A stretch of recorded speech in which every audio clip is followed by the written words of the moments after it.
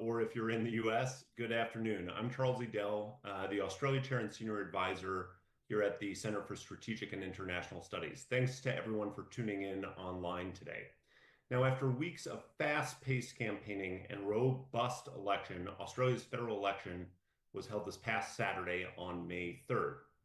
After a roller coaster ride in the polls over the past several months, the election ended with a surprise blowout and a decisive outcome for Labor.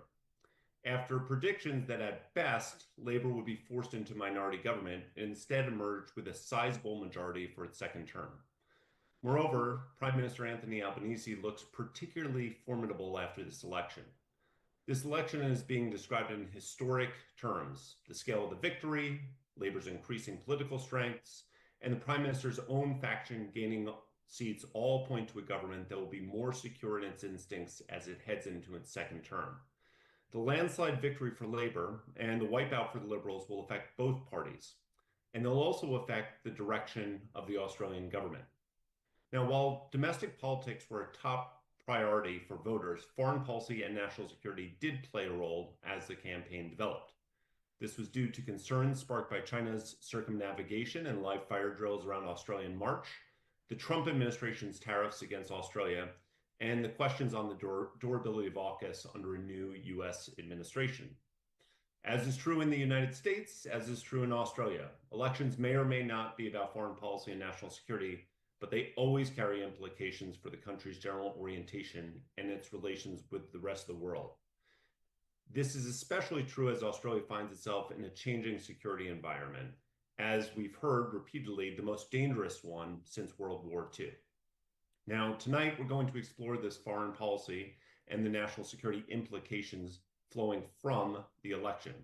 To do so, I'm thrilled to welcome three of Australia's leading commentators, Stephen Dziedzic, Chris Uhlmann, and Laura Tingle, to offer their insights on the election results, national security and defense priorities, and likely implications for Australia's foreign policy.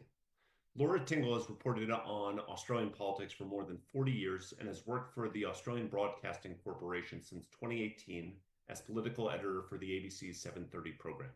She previously held senior positions in print media, reporting on finance, economics, and politics, including more than a decade as political editor of the Australian Financial Review. From 2020 to 2025, she was president of the National Press Club of Australia. Chris Uhlmann was political editor for both Nine News and the ABC. His three co-authored works of political fiction were made into a Netflix miniseries, Secret City, which I recommend to everyone. With independent filmmaker Screencraft, he has written and presented documentaries on the Ukraine war and the cost of net zero. He is a columnist with The Australian and a political contributor on Sky News. Last but certainly not least, Stephen Dziedzic is the Australian Broadcast Corporation's Foreign Affairs Asia Pacific reporter, based in the National Broadcasters Parliament House Bureau in Canberra. He covers foreign policy and Australia's relationship with countries in the Asia Pacific region. Stephen has worked for the ABC since 2007 and spent 5 years covering federal politics before moving to his current position.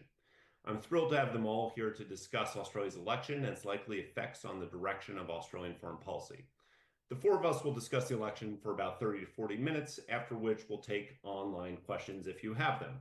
For everyone who's watching this, if you have questions for the panelists, please go to the event webpage on the CSIS website and fill out the question form. We'll do our best to get as many of your questions as possible.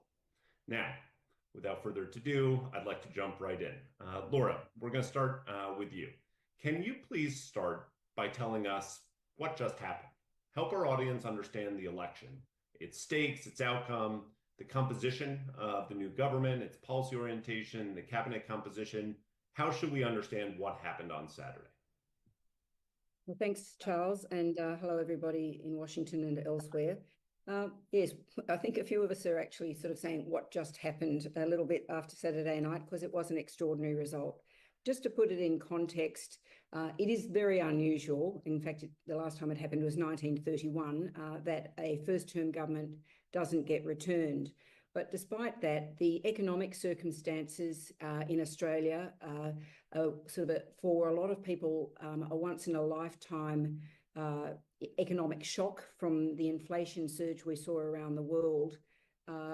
created the circumstances where the opposition parties believed that they could mount a credible attack on the government and win.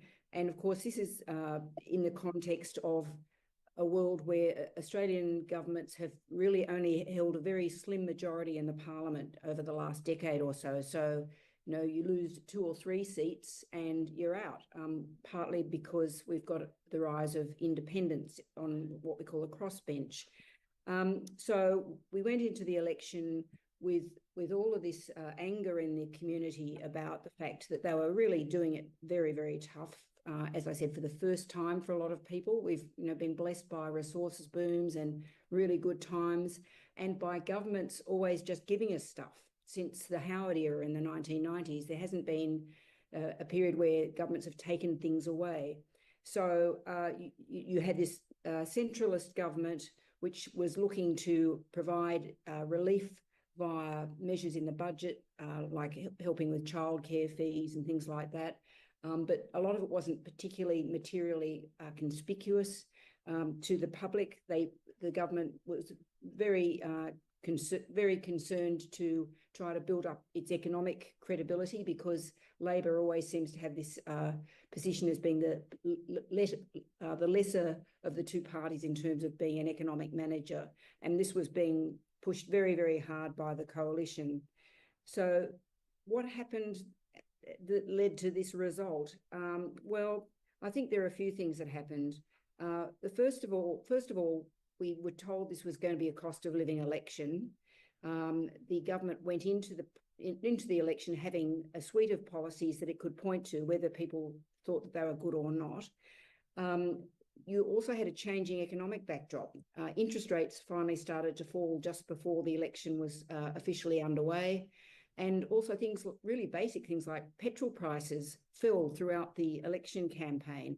Now, this was a bit of a problem for the coalition in particular, because its main problem was it didn't have any policies. It certainly didn't have any serious policies about a very different economic agenda. It was saying that Australia was, had to get back on track, but it didn't actually provide any coherent policy framework for a very different economic management system. Its main sort of tax initiative to help with the cost of living was to take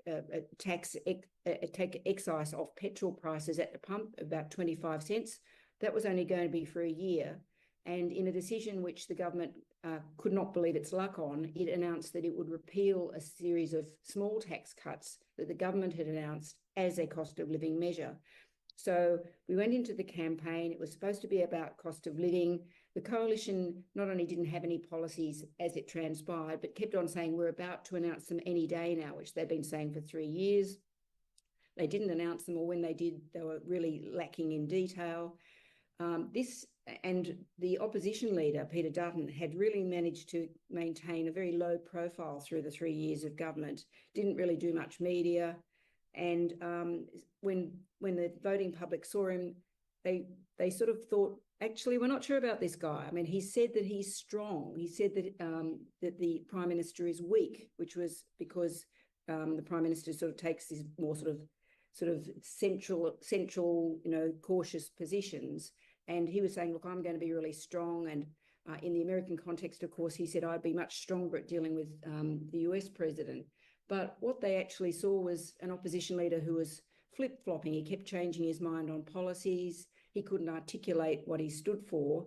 And over the course of the campaign itself, we saw the politics of Australia completely transformed. I mean, it's very unusual to see a campaign being so pivotal to events in Australia, but they were. And at the same time, we saw the Prime Minister sort of really get his act together.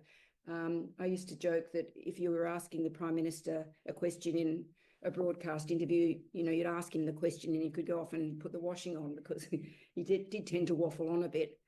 He became much tighter in his messaging, much more confident in his presentation. And when issues came up, like President Trump's Liberation Day, he was very well prepared for it, rhetorically and in terms of saying, look, this is not the act of a friend. He had the nuances of the language right, which was assertive, but not, there wasn't any retribution in it. He was being the adult in the room. And he made clear that we had been discussing our trade relationships with a whole range of other people in the meantime, and that essentially Australia would just get on with what it had to get on with while America worked out what it wanted to do. So the Trump factor was another one. Without a doubt, President Trump's tariffs announcement in particular unnerved people. It made them much less prepared to take a risk on a change of government, whatever change that was. So as Charles has said, we've ended up with this position where the opposition is reduced to a rump, and it really doesn't know where it's going to go, and won't for some time, I don't think. But I think in terms of where it's left the government, it's really fascinating, both in terms of domestic politics, but in terms of our international position. If you remember, we went into the 2022 election with Labor effectively just jumping on board the AUKUS project, largely because they didn't want any difference in perceived relationships with the United States to the coalition. Now, it's still on board for AUKUS. There's been no suggestion it wouldn't be, but it now doesn't carry that baggage with it. And of course, Australians' views of the United States or of the administration are now very wary. In the meantime, of course, Australia's repaired its relationship with China, and I think it gives the government and the Prime Minister the confidence to just look in hopefully a fairly clear-eyed way about how we deal with this rather wild world that we're facing. I might leave it there, Charles. Yeah, that's terrific, Laura. Now, you've teed up, I think, a ton of issues for us to discuss, everything from what role Donald Trump actually did play in the election to the narrative of the stabilization between Australia and China. So we're going to suss all these out, but I think understanding the domestic strengths that Albanese has coming out of the election is a really useful starting point. Stephen, I'd like to head over to you. You write on foreign affairs on a regular basis. And I guess the initial question must be, where did foreign policy go during this election? It seemed that it might make an appearance given events, the Chinese circumnavigation of Australia, rumors of a potential Russian bomber fleet coming out of Indonesia, of course, President Trump's tariff trade war, but to a certain degree, kind of like a submarine, it disappeared from sight for a long while. Why did that happen? What's your take about the role that foreign affairs did or did not play? How come it wasn't seen as a salient political issue?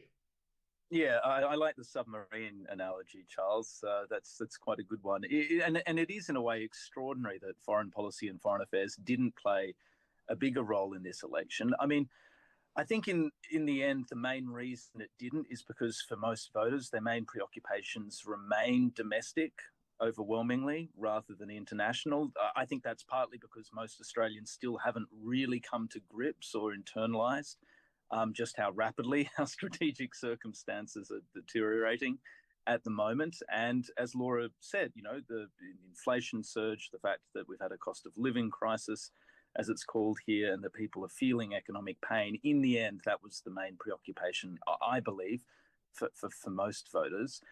The other thing, of course, is, as you've hinted at there, whilst, you know, events did roll on, there wasn't a crisis during this campaign internationally, as we saw last time, with the China Solomon Islands security deal breaking. You might remember that news broke right in the middle of the last campaign, and it probably did, fairly or not, do quite a bit of damage to the coalition's national security credentials. Labor called that the greatest strategic disaster or blunder for Australia in the Pacific since World War II. And at least for a couple of weeks, it was one of the major issues of the campaign. This time around, we didn't have anything quite like that. There was, as you said, a flurry of reports about Russia looking to base bombers in Indonesia, credible reports, incidentally. But Indonesia came out pretty quickly to say that wouldn't happen, which largely, though not entirely, sort of nullified it as a major campaign issue. There was, as you say, as well, another strategic shock just before the election with the partial circumnavigation of Australia by the PLAN flotilla that we saw. That did, I think, register with voters, but it had kind of ebbed away a little bit by the time that we went to the polls. I guess probably the main reason, though, I think that we didn't have a huge foreign policy, debate during this election is because there is still awfully a large amount of consensus over most foreign policy issues in Australia. Yes, there are some sharp exceptions to that, including on Israel and Gaza. But in the end, when it comes to the main strategic questions around dealing with Trump and around China, whilst there are some differences, there's also an awful lot of common ground. And that, I think, more than anything else, explains why, for example, we didn't have a foreign policy debate during the election, something that I think is personally faintly astounding, given everything that's happening in the world right now around us, and how high the stakes are for Australia. I guess, of course, the one thing that did, of course, have an effect is Trump, and the US president did, in ways, as Laura sort of intimated before, loom over this contest. My assessment, for what it's worth, and I really do, I'm not saying this, I really do defer to both Laura and Chris on this question. They'll have a far better grasp of this. But is that it did deliver at least a modest boost to Labor, perhaps more than a modest boost. That happened, I think, in two ways, and this is the assessment that I've sort of pulled out of people who watch these things in both parties as well. One, there was an incumbency boost for Labor. It wasn't nearly as pronounced, obviously, as we saw in Canada, but it did, as Laura said, make people feel anxious broadly about the state of the world, which probably weighed against change, and in particular weighed against Dutton, who was successfully, whether it's fair or not, you can argue, but framed as a risk by Labor. And then, of course, Labor also made extensive efforts to try and cable tie Dutton to Trump. This was helped by elements within the coalition, but it was largely a political effort that Labor made. And I think to some extent that did break through. Two quick anecdotes on this. One coalition source told a newspaper, and I think the same one perhaps told me the same thing, namely that their polling tracked unnervingly with Trump's. Now there was some coalition polling that showed they had a better chance than actually turned out to be the case, but they also had other polling, I'm told, that was less optimistic, and they said that their polling started to list a little bit pretty much as soon as Trump took office. They said that after the Volodymyr Zelensky confrontation in the Oval Office, it dipped down again, and then he said, at least for some of our polling, the floor fell out as soon as Liberation Day happened. Now, even if that's a little bit too neat a story, and the reality is more shifting and complex, I think there's some truth in that. The other thing is that a number of Labor MPs told me that when they went door knocking, Trump was raised pretty constantly. One Labor MP told me it was raised in his electorate by about 80% of voters who he spoke to, and he said that it was breaking in their favour about 90% of the time. I don't have a clear sense of how decisive Trump was. It's very difficult to really drill down into this, but I think it's safe to say it was at the very least a factor in the election, and one that certainly helped to propel Labor to what is a pretty extraordinary victory. Thanks, Stephen. And one of the, I like how you sketched some of the reasons that foreign policy was not brought to the fore, because there really is so much that is consensual. But I also, in a little bit, want to dig into some of those differences, even some of the differences on the campaign trail, particularly around issues like the size and the speed of liquidity into the defense budget, which was a clear difference, I think, between the two parties. But Chris, I actually want to swing from what was on voters' minds to what's going to be on the government's mind.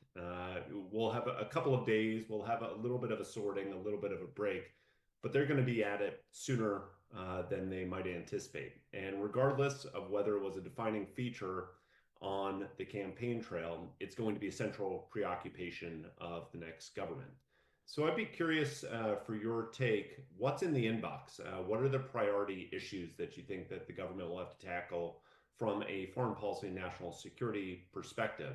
How do you think the Albanese government, now that it has majorities and quite secure majorities clearly in the House, is going to position itself on some of the issues? Over to you.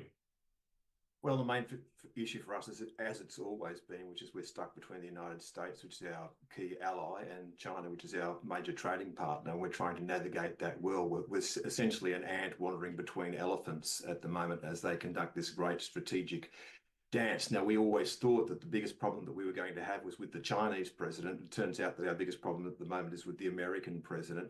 And as Stephen says, it wasn't the only factor in this election campaign, but it absolutely was a factor. And in the Australian Prime Minister's inbox at the moment is, how does he deal with the United States? Don't forget that the Australian electorate and the Australian Labor Party has just shunted to the left. And on the left of Australian politics, there has always been a concern about the relationship with the United States. That concern exists certainly in the far left, which is the Greens. They've become a bit less of a force, but it absolutely exists inside the Labor Party. And AUKUS has never really been a creature of the Labor Party. There's been deep suspicion of it. People felt that they were driven into that position, as Laura basically pointed in that direction during the last election campaign, that they either signed up for AUKUS or they were being seen to not being on board with our major allies. So they felt in some ways blackmailed into that. Now, I do believe that the Prime Minister, Anthony Albanese, and certainly the Defence Minister, Richard Marles, I think that they're signed up to that campaign. I don't know that an enormous amount of the rest of Cabinet is entirely, emotionally tied to AUKUS, and everything that Donald Trump drives them further away from that. I think the extraordinary thing at the moment is that we saw this circumstance where the Chinese Navy circumnavigated Australia, conducted a live fire exercise off our coast, and to put that into some sort of historic perspective, the last time that a non-ally fired shots off our coast was during the Second World War, when the Japanese Navy was firing on our shipping and into the city of Sydney.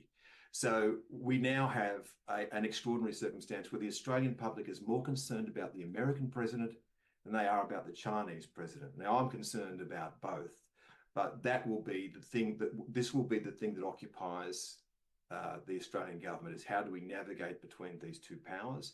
They say that they've settled the relationship with China. Well, I would say that if settling the relationship with China is having the Chinese Navy off your coastline, I don't see how that's settled. What we've done is decided that we'll be silent about the things that China does. And I don't know how you make the argument for more defence spending if you've decided that you're not going to be quite explicit about what the chief threat is. So I think the government finds itself in a difficult circumstance now. It has to spend more money on defence. We have to assume that we may well, if push comes to shove, be defending ourselves alone. And I'll finish on this point. I'm not saying that the Australian mainland is under any threat of imminent occupation. No country would want to do that. The Japanese didn't want to do that during the Second World War. It is too large and would take too much time and effort to do. But we can easily be isolated, because we are, and people forget this, an island. And on this island, we have 2 weeks worth of fuel. So if we have to worry about our supply lanes to our east and to our west, then that's a pretty big issue, when we just proved the fact that the Australian Navy cannot circumnavigate Australia because our 2 fuel ships are in dry dock. Thanks, Chris. Let's dive right into the defense budget and how the government has talked about strategic circumstances, how the government has and has not talked about China as the major change, and how it finds itself, as you said, as an ant navigating between the giant poles and elephants of the US and China. Laura, you've written rather recently that both sides indeed have called for increased defense spending, although we'll note that maybe at different levels during the campaign. I think you wrote that, quote, Australia needs a major structural change in our budget, more taxes, to be blunt. How does the new government plan to pay for increased defense spending? And maybe going to Stephen's question too about what people heard when they were campaigning, 80% of people had concerns about Donald Trump's, 90% of those were negative. How would the Australian public be likely to react to calls for this increased spending? Laura, why don't we start with you on that one? Well, no, the Australian public will probably react like any public does, Charles, about the idea of more taxes, which is why you have to start the conversation at making the case for why you need more spending. And I think the interesting thing about this particular sort of combination of events that we're seeing at the moment is it actually allows Australia to have a sort of more nuanced discussion about this, in the sense that AUKUS, it's sort of tended to be AUKUS and America or nothing, and I think what is happening now is we've been seeing, even in what we hear from Washington, a bit of pause where people are saying, well, actually, is that the best thing for us to be doing? Questions about numbers of submarines, all those sorts of things going on. But is that the best thing for the Australians to be spending their money on? Is it the best thing for Australia to be spending its money on strategically? As Chris says, we're hearing amongst the sort of glitterati of the defence establishment in Australia a much more of a pushback to focusing on what our strategy actually is, as in it's not just something where we're relying on our close relationship with the United States. It's about going back to what's called the Defence of Australia strategy. It's about thinking about protecting our sea lanes to the north. It's not about, as Chris says, it's not about threat of invasion, but it's about actually saying, well, here we are. This is the reality now. We are stuck between our major ally and our major trading partner. But I think the new tilt on that, thanks to Donald Trump, is that the question is being asked, and I mean, it's something that's been war-gamed in Australia amongst all the defence strategists, but it is now very real that there's this prospect that you might see two trade blocs develop, built around roughly China and the US. And so the question that's starting to be asked is, well, what would we do? And so the question, I think, has become much more focused on, actually, we may have to resolve this as a first-round effect in terms of our trade relationships. What we do if the world does break down into these two groups, rather than going, what do we do if the US goes to war over Taiwan? So I think, there's a really fascinating series of threads coming out of the debate now, which will sort of form a lot more nuanced discussion, or gives both sides of politics, but certainly the government, the capacity to sort of say, well, look, yes, there's AUKUS, but let's put that aside for a moment, if you like. I mean, what we've spent in additional money in the last couple of years for defence is all about AUKUS.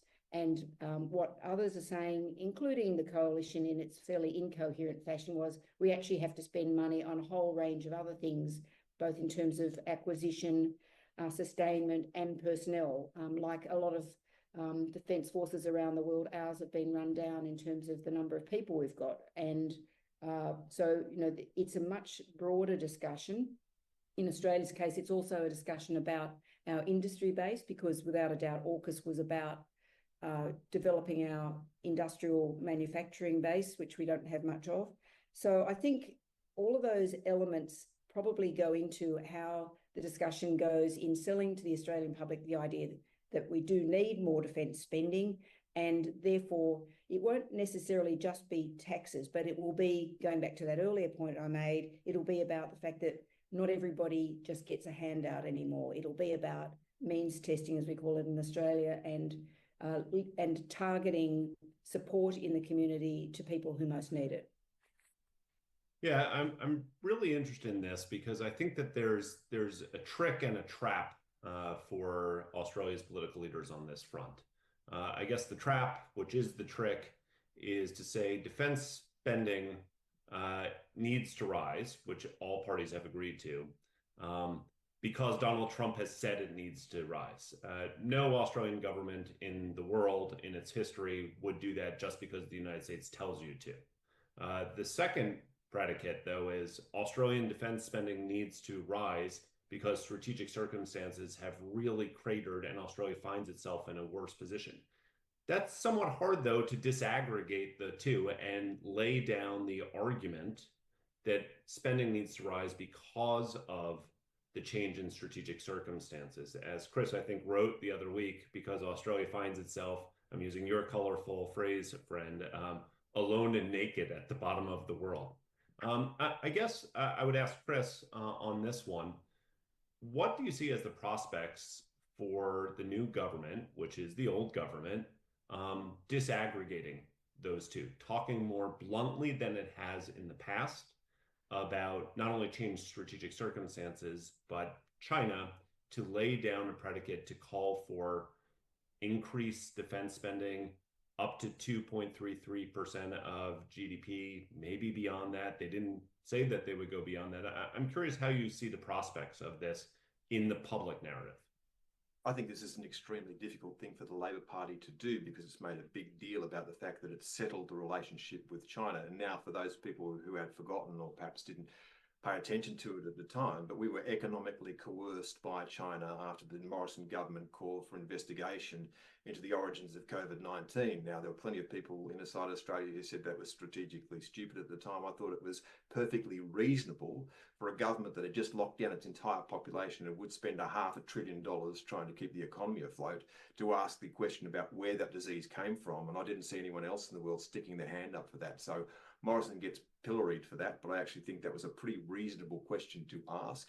And the response of the Chinese Communist Party was to isolate Australia and punish it. And we've seen this many times. So it picked us out, it picked the fight. And in fact, it didn't win that fight. And I thought that it was a reasonable thing to make that stand. And I thought that we gained some ground out of that. We gained some traction out of that. Now, the government came to power, the Labor Party saying it wanted to settle that relationship, and it settled it by its silence. And silence means consent. Essentially, that's the only thing that China wants from Australia, is to buy its silence. And to me, that's an enormous thing to give up, because there are plenty of reasons why we should be belling the cat at the moment about the way that China behaves. People keep talking about the defence circumstances. There's essentially a grey war raging in Australia at the moment. I've experienced this personally.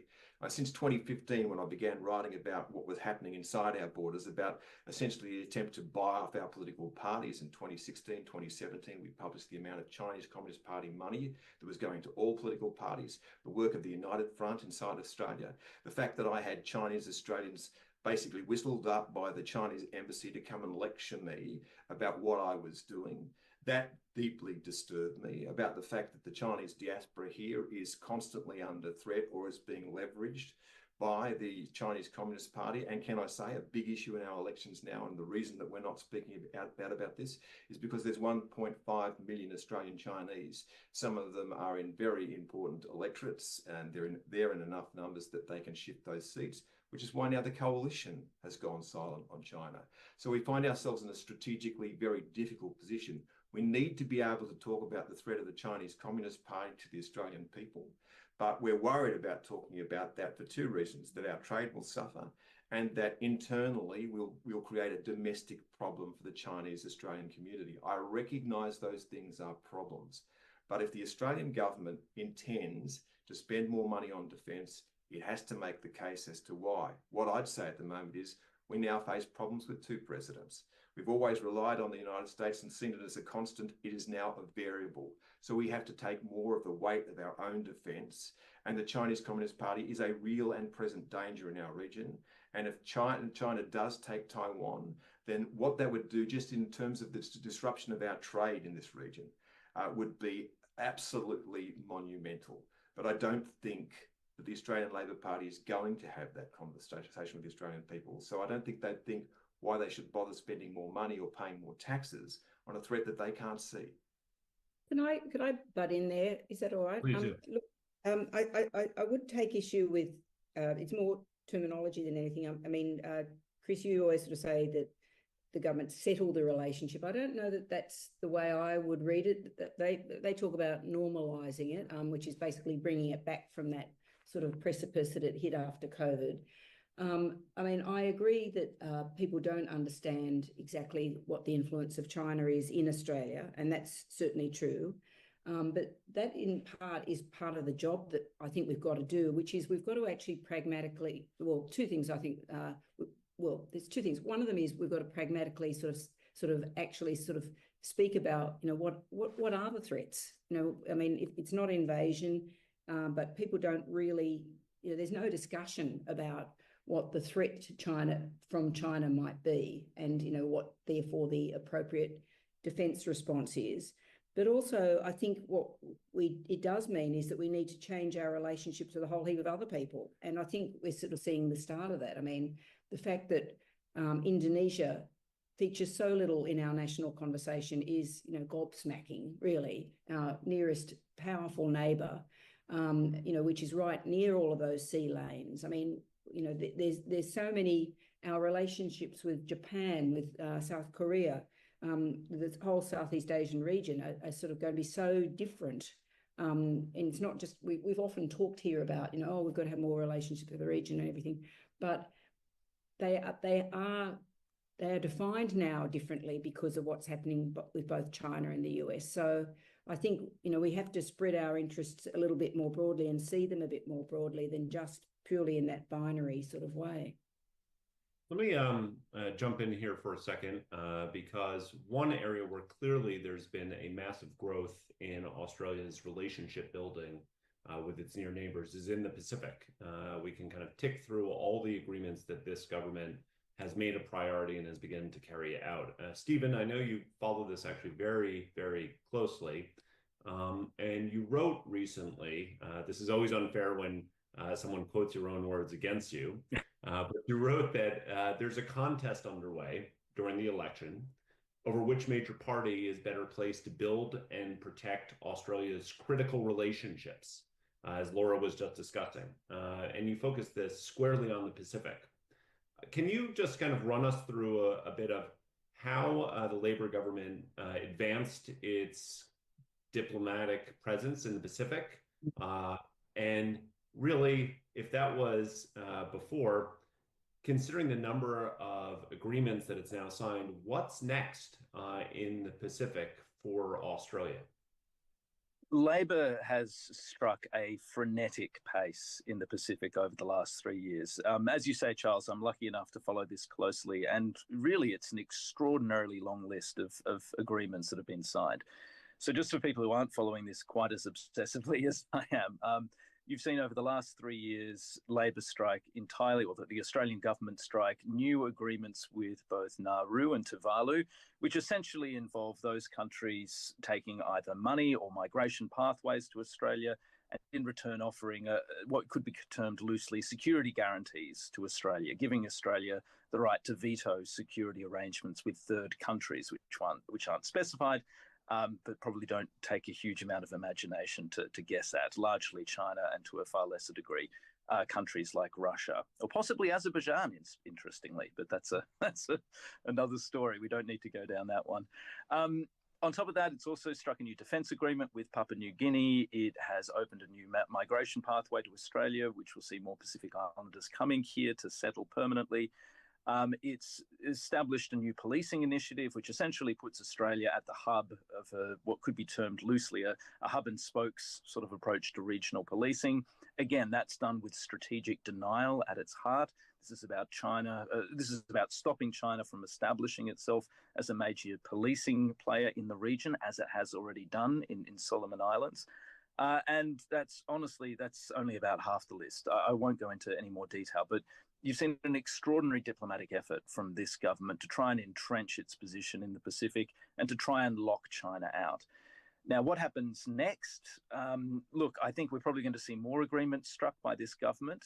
The government ran during the election what was, I think, a moderately effective line that the coalition's efforts in the Pacific would be manifestly inadequate because of the Pacific's hostility towards Dutton on climate change. I thought that argument at times was a bit overstated, but broadly speaking was true, because there is deep-seated hostility, or at least suspicion in the Pacific towards the coalition on climate, fairly or not. I think it's likely that we'll see more agreements struck. Already we know, for example, the government's working on a new agreement with Vanuatu after that country pushed back its attempt to strike a broad security pact with that country. We're likely to see a new policing agreement with Solomon Islands finalised, which will see Australia pour several $100 million into expanding Solomon Islands police force. Again, that's done with more than one eye on China to try and minimise the role that it can play. And I suspect that we will still see Australia trying to nudge at countries like Kiribati and others, which it would like to strike similar Fallapili Union-style agreements with. How successful they'll be, I don't know. Most of that low-hanging fruit has now probably been plucked. But it is, as the Foreign Minister puts it, a permanent contest in the Pacific, and it's not going to die away anytime soon. On permanent contest, kind of swinging away from Australia for a second, and when we look at the US-China optic, Chris noted this at the beginning, that now the main task of the government is navigating between those two poles with, I think you said that there are now two uncertain variables in the equation, Chris. Look, Stephen and Laura and you all mentioned this in your initial comments. I want to swing to the US for a second before we talk about China. The hot take that you're hearing on the election, Stephen, I appreciate the nuance that you gave us, but the hot take you're hearing is that Trump played a role in the outcome, maybe the decisive role you're hearing from some quarters, certainly in the American press. Chris, do you buy that line, or is it more complicated than that, that Trump influenced decisively the election as he did in Canada? It was nowhere near as decisive as it was in Canada because it was completely overt there. But I draw the parallels that the opposition leader there lost his job as they lost that election, and the opposition leader lost his job as they lost that election. And I thought from the outset, from early in this year, when the coalition was saying, Dutton was saying, I'll be better able to deal with Donald Trump. Well, that's like saying, I'm the friend of the guy who just broke the bottle in the bar. It doesn't necessarily inspire you with confidence that you'd be able to deal more easily with that. And I think the Albanese government had it all over the coalition with that. And just look at the language. Like someone once said to me, if you want to know what we really think, listen to what we say, particularly in our advertising. Look at the Prime Minister's speech when he claimed victory. He said we didn't need to import ideas from overseas. He wasn't talking about China. He was talking about the ideas, the cultural fights that he would claim that the coalition was bringing into Australia, which he would see as an Americanization of Australian politics. They talk about the Americanization of Australia's healthcare system, which is very dear to the heart of Australian people. The Medicare system is one of those things that really is a bedrock of our health system. So the president was a constant presence in this campaign. And I think it's a remarkable thing. Look, and I say this from the point of view, I'm the son of a soldier who was a soldier his entire working life. He served in Vietnam alongside the Americans throughout the course of my lifetime. That has been a constant.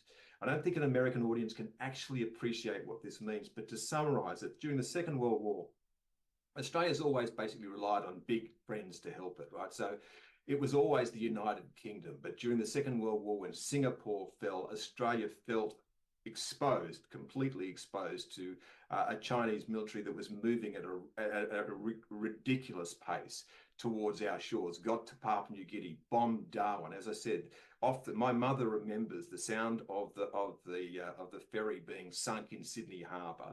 She remembered, I should say, she's dead now, but that idea that America was there to help us, there were American troops that were based out of Australia, that we could rely on the United States. We have built our security around that, never really had to think about it. Donald Trump is making us think about that, and making us think about that unsettles Australians. As I say, I think it is an extraordinary achievement that an American president has managed to get us to a position where we're more worried about that president than we are about the president of China, who is, I feel, a much more real and present danger. Now, America's politics is a matter for America. I understand the rage that people felt. I was in Virginia in 2016, in West Virginia, down in Logan County. And the thing I took away from that before the American election was there were a group of people there who felt abandoned by all politics. They didn't want someone to go to Washington and fix it. They wanted someone to go to Washington and burn it down. So I understand where that rage comes from. But at the moment, what's happening is the entire world is being unsettled by the US president. He's changing a settlement that all of us believed worked and we understood. We are now in uncharted waters. So I think that the underlying thing in all that is Australians felt unsettled by that, and they want a sense of security, and the Australian Labor Party was offering it. Yeah, from a general sense, particular policies, I'm curious how that will translate. Laura, you've probably watched the same polling that I have, that even since January, Australians' perceptions of American trustworthiness have plummeted. The Lowy Institute does year-on-year polling, and we've seen a precipitous drop. Record low numbers for Australian trust in the United States at this moment. And taking that general sentiment, I'm curious how you think and whether labor will feel compelled to reflect this in their policies. I think I don't think they'll feel compelled. I mean, one observation I'd make, which is sort of emerged during the campaign when I was talking to people offline, was one interesting sort of aspect of this, Charles, is to sort of think what were the possible responses that Australia could have had to Liberation Day. Now, I know I'm talking about trade more than defence, but as I say, I think that's sort of a prism which we need to think about. I think that there would have been a very large part of the Prime Minister's brain where the first instinct would have been retaliatory tariffs. Not because that was a sensible thing to do, but just because that's sort of where he's come from, you know, in a sort of a political history sort of way. The fact that he didn't do that, I think, is a sign that it's unlikely, you know, that that would happen, or that you know, that we'd see anything other than, you know, I suppose the election result itself has reinforced to him, which is always terrifying, the idea that he's right about his strategy, which was, and once again, I sort of slightly disagree with Chris on this. I don't think Australia's gone to the left. I think it's gone to the centre, because the Greens, who are to the left of Labor, have also been sort of wiped out to a large extent in this election. So he's a centrist. He's a cautious policy maker. So he's not going to be doing anything really radical in terms of distancing Australia from the US. He's going to be basically trying to do things where we just get on with it and just say, that's nice, dear, to the American administration, trying to minimise the damage, develop our relationships with Europe at a furious pace. I mean, for example, the European Free Trade Agreement, which has been sitting on a shelf for quite a long time, is suddenly being elevated. And so I don't think it's going to necessarily sort of result in, you know, material changes in policies that affect our relationship, but it'll just be a question of just saying, well, you know, we'll just leave it to the Americans to work out what they're going to do about this guy. We've got to get on with it and make relationships with other parts of the world much more important to us. Can I jump in just quickly on that, Charles? I think that's absolutely right. The other thing that I just add to what Laura said is that it's interesting to see that there are now some quiet conversations happening at an officials level, at the very least, about, well, to use a phrase that one High Commissioner here in Canberra used a little while ago, is like, what furniture can we save and how do we save it best together without the Americans? So in a strange way, the Australian system, I'm talking about officials here, I guess, rather than politicians, is sort of just frozen with mute horror at the moment with what's happening in the US. And I'm picking up an awful lot of indecision and fear rather than anything else. I'm not getting a sense that there are people in the Australian system confidently sketching out a way forward, simply because the choices that we face in this current moment are so damn invidious, right? But there is the beginning of a discussion, I think, between countries like Japan, Australia, to a degree, South Korea, the Europeans, the Canadians, definitely, about exactly what we need to do collectively in response. Now, this is going to be a vastly difficult exercise because although we have an awful lot of common ground, we also have divergent interests, and no one wants to go out on a limb here and, you know, and put their head on the chopping block. You know, as someone put it to me, you don't want the eye of Sauron from Washington, you know, turning towards you at the moment because you're perceived to be a bit too forward-leaning. But there is a discussion that is now just starting to coalesce, I think, between some of these countries, which excludes the US and state, not because they don't like state, they love state, but just because they are not convinced that state can do a damn thing in this particular moment with Trump in the White House. And that is a conversation which is in its early stages, but is, I think, one that's really worth tracking. Yeah, I do want to come back to that before we conclude. But if we're considering the full suite of challenges that the incoming government has to kind of tick through as it begins to kind of think about what else, what more, and what new, Stephen, we've glancingly chatted about China, but this is one that's front and center. Let me turn my attention there for a second. For Americans who aren't following the Australian press quite as closely, I wanted to read a somewhat extraordinary op-ed that came out about 2 weeks ago, written by Xiao Qian, China's ambassador to Australia, where he wrote that the US was turning the world, quote, into a lawless jungle, and he demanded that the Australian government stand with Beijing against Washington's unilateral bullying. If that was something of an extraordinary op-ed, there was an extraordinary response to that op-ed written by Chris Uhlmann on our conversation right here. I'm going to quote unfairly, I'm sure, but you wrote it from your response, Chris. Perhaps you wrote, Xiao thinks we're stupid, as he would have us forget what China has done and focus only on what it says.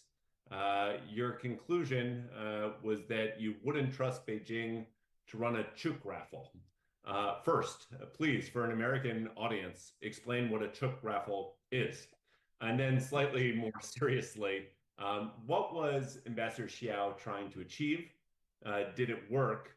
And maybe zooming out a bit further, where do you think Australia's China policy is going to look different, if at all, in a second Albanese term now that he's more firmly in power?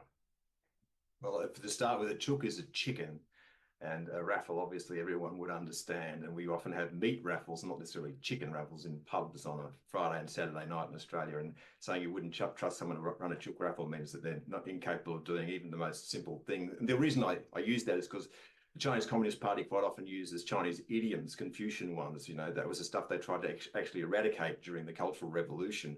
And one of the things that was said to me during the time that Australia was being economically coerced by the China is, well, you've got to kill a chicken to scare the monkey. So I thought it was reasonable to run Australian idiom back by them. I actually was going to use, I hope all your chooks turn to emus and kick your dunny down.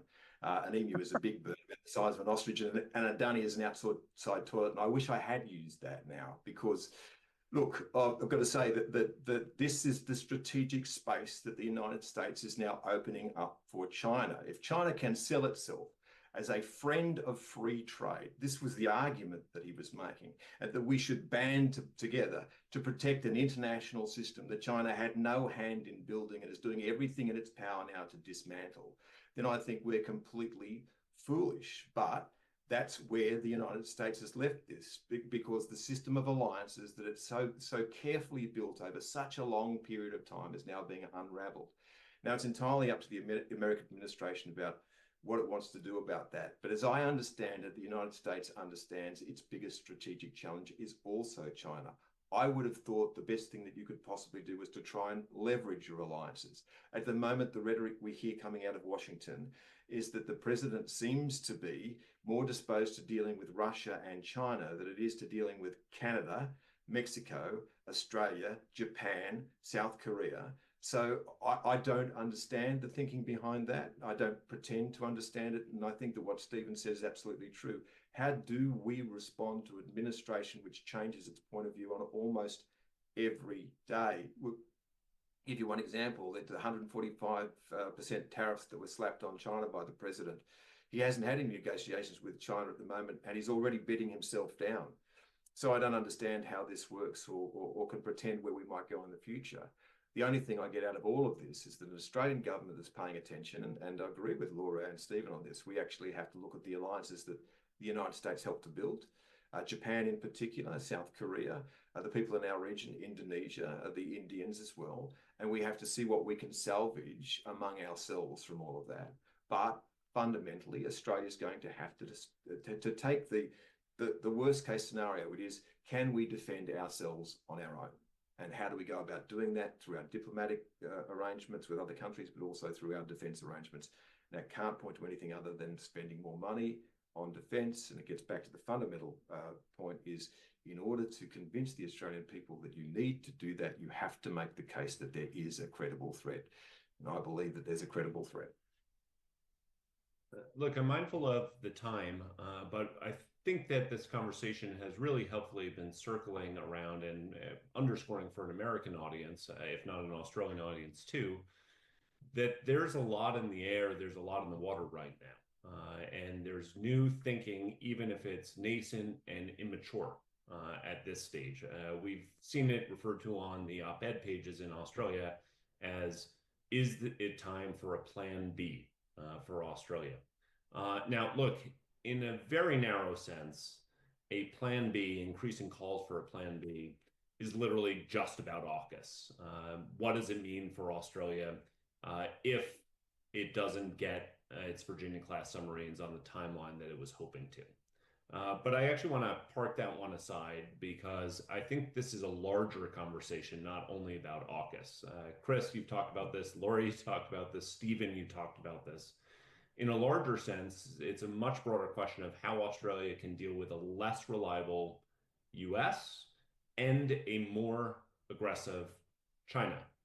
And while we've seen greater calls on the op-ed page and even by some former senior political and policy officials, I'm curious, Stephen, you said something that there's like a little bit of work being done, but really a lot of clutching at pearls right now.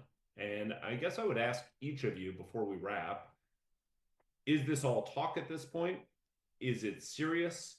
And maybe, and this is the more interesting point, what would this begin to look like if we're throwing out some of the long-held assumptions? Why don't we go with Stephen first on that, then Chris and Laura, if you don't mind, with concluding thoughts.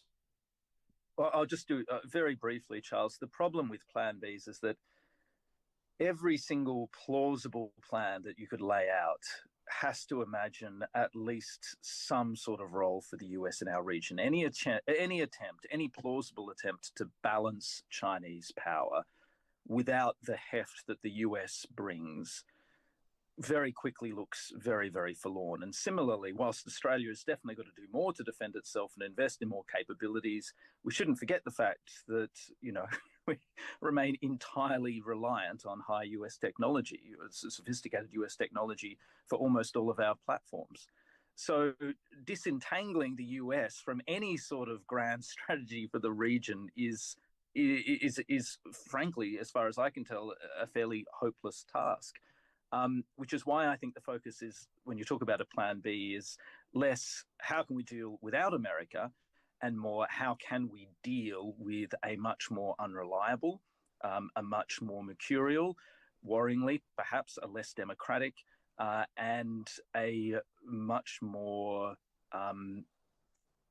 unpredictable US presence in the region. What are the essential components of US statecraft and interests that we can actually draw on to try and form some sort of lasting regional balance? I think that's the conversation that's happening at the moment. It's not about Australia alone or, you know, the region without the US. It's about trying to work with a very different US where we can be much less certain about its commitments. Laura, you alluded to this point earlier, just talking about you know, the need for an uptick in relationship building. We kind of got more specific in talking about the Pacific, but there's also Southeast Asia. There's also the major other power players.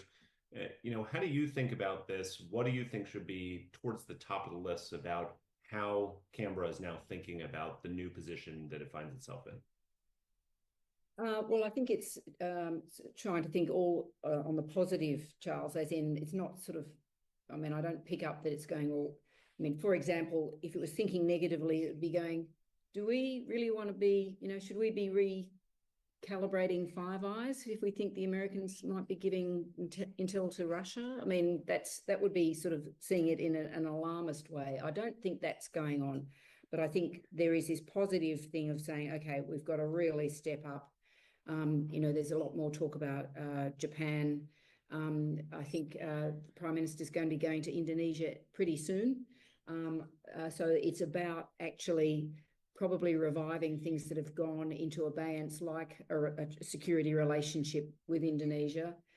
I think it will, I know we're not going to talk about AUKUS as such, but I think it does mean that things that were sort of completely rejected by the establishment even 12 months ago, like saying, as your Congressional Research Service says, look, maybe, you know, we should just sort of give up on this idea that we're going to buy American submarines.